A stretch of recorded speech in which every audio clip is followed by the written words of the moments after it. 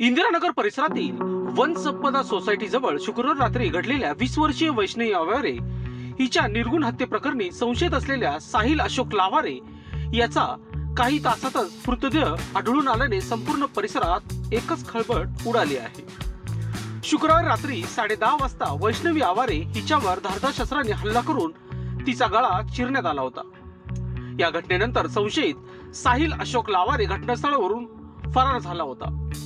Indiranagar police त्याचा शोध घेत असतानाच मध्यरात्रीनंतर सुमारे 2 ते 3 वाजण्याच्या दरम्यान अशोका हॉस्पिटल समोरील जॉगिंग ट्रॅक लगत एका झाडाला गळफास घेतलेल्या अवस्थेत त्याचा मृतदेह आढळून आला।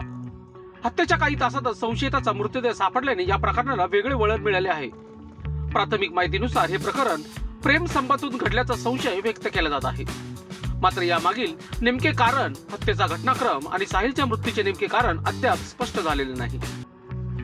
पोलीस सर्व बाजूनी तपास करत असून उपलब्ध पुरावे, सीसीटीव्ही फुटेज, साक्षीदारांचे जबाब आणि इतर तांत्रिक माहितीच्या आधारे संपूर्ण घटनेचा उलगडा करण्याचे काम सुरू आहे।